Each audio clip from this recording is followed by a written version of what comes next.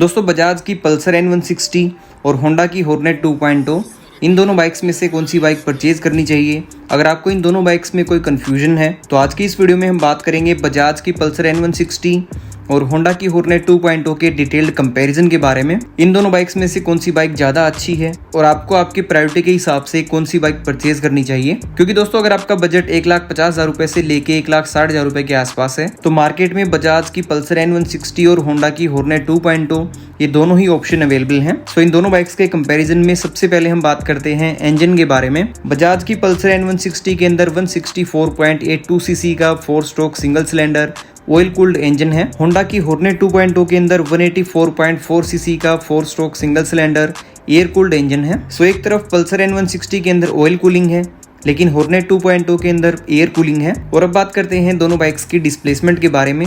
तो यार दोनों बाइक्स की डिस्प्लेसमेंट में अराउंड 20 सीसी का डिफरेंस है, क्योंकि N160 के अंदर थोड़ा सा छोटा इंजन है और हॉर्नेट 2.0 के अंदर थोड़ा बड़ा इंजन है। और इसी वजह से दोनों बाइक्स की आउटपुट फिगर्स के अंदर भी थोड़ा सा डिफरेंस है, क्योंकि हॉर्नेट 2.0 के अंदर थोड़ा ज्यादा पावरफुल इंजन है। बड़ा इंजन होने की वजह से इस बाइक की मैक्सिमम आउटपुट फिगर्स थोड़ी सी ज्यादा अच्छी हैं। लेकिन दोस्तों बात करें इंजन रिफाइनमेंट के बारे में तो होंडा की हॉर्नेट 2.0 इंजन रिफाइनमेंट के मामले में काफी अच्छी स्टैंड करती है। N160 से ये बाइक थोड़ी सी बेटर है, क्योंकि यार होंडा अपने इंजन रिफाइनमेंट के लिए जानी जाती है और हॉर्नेट 2.0 के इंजन रिफाइनमेंट काफी ज्यादा अच्छी है। अब बात करते हैं दोनों बाइक्स की आउटपुट फिगर्स के बारे में। तो पल्सर N160 की मैक्सिमम पावर है 16 PS एट 8750 RPM। हॉर्नेट 2.0 की मैक्सिमम पावर है 17.26 PS एट 8500 RPM। सो दोनों बाइक्स की मैक्सिमम पावर आउटपुट के अंदर 1.26 PS का डिफरेंस है और हॉर्नेट 2.0 की मैक्सिमम पावर आउटपुट थोड़े से लो RPM पे मिल जाती है और इसी वजह से हॉर्नेट 2.0 की परफॉर्मेंस थोड़ी सी बेटर है। N160 की मैक्सिमम टॉर्क आउटपुट है 14.65 newton metre at 6750 RPM। Hornet 2.0 की मैक्सिमम टॉर्क आउटपुट है 16.1 newton metre at 6000 RPM। So Hornet 2.0 की टॉर्क आउटपुट भी थोड़े से कम RPM पे मिल जाती है और साथ ही इस बाइक की मैक्सिमम टॉर्क आउटपुट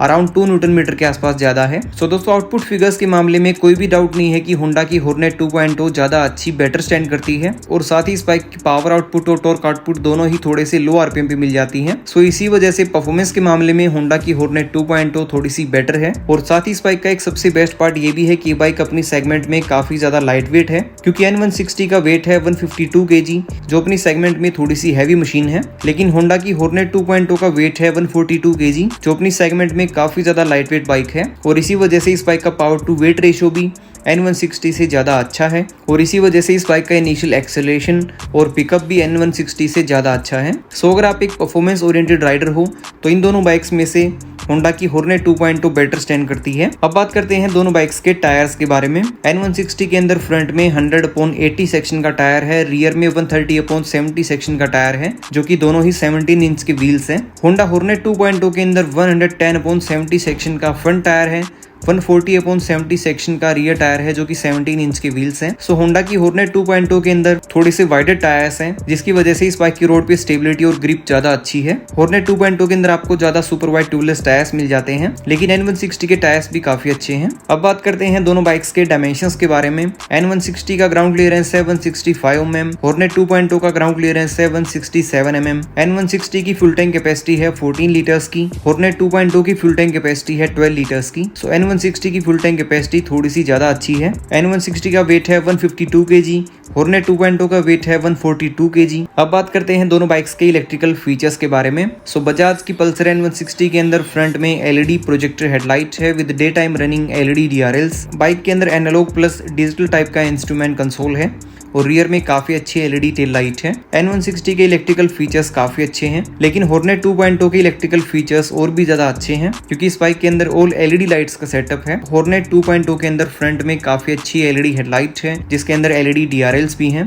साथ ही इस बाइक के अंदर LED इंडिकेटर्स भी हैं, जिसकी वजह से ये बाइक ज्यादा प्रीमियम लगती है। और बाइक के अंदर compact size fully digital instrument console है, जिसके अंदर सारे फीचर्स फुली डिजिटल दिए गए हैं। और रियर में बाइक के अंदर x shape LED tail light है। दोनों बाइक्स के अंदर स्प्लिट टाइप के ग्रैब रेल्स हैं जिनका डिजाइन काफी अच्छा है। सो इलेक्ट्रिकल फीचर्स के मामले में भी होंडा की हॉर्नेट 2.0 ज्यादा बेटर स्टैंड करती है। अब बात करते हैं दोनों बाइक्स के सस्पेंशन के बारे में। सो यहाँ पे भी होंडा की हॉर्नेट 2.0 बेटर स्टैंड करती है क्योंकि इस बाइक की सबसे बड़ी यूएसपी है golden finished premium upside down front focus और रियर में pre load adjustable monoshock suspension है। N160 के अंदर फ्रंट में कन्वेंशनल टाइप के टेलीस्कोपिक फ्रंट फोक्स हैं, रियर में pre load adjustable monoshock suspension है। सो हॉर्नेट 2.0 थोड़ी सी प्रीमियम बाइक है क्योंकि इसके अंदर LED indicators, upside down front focus ऐसे फीचर्स आ जाते हैं जो N160 के अंदर नहीं है।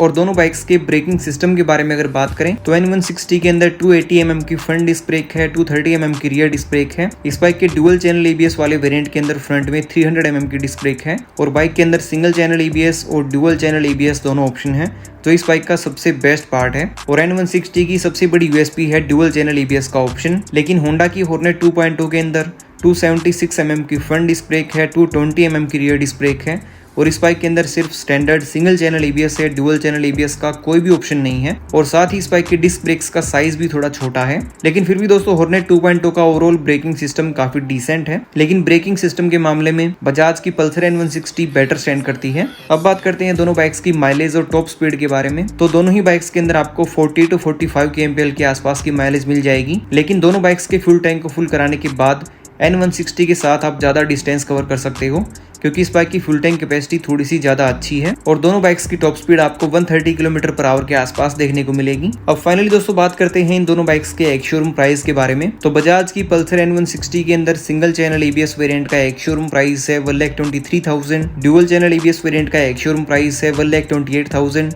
और इस बाइक का ऑन रोड प्राइस आपको 1,45,000 रुपए से लेके 1,50,000 रुपए के आसपास देखने को मिलेगा। होंडा की हॉर्नेट 2.0 का एक शोरूम प्राइस है 1,35,000। इस बाइक के अंदर एक ही ये स्टैंडर्ड वेरिएंट है। पहले इस बाइक का एक रेप्सोल एडिशन भी आता था लेकिन वो अभी डिसकंटिन्यू हो रखा है।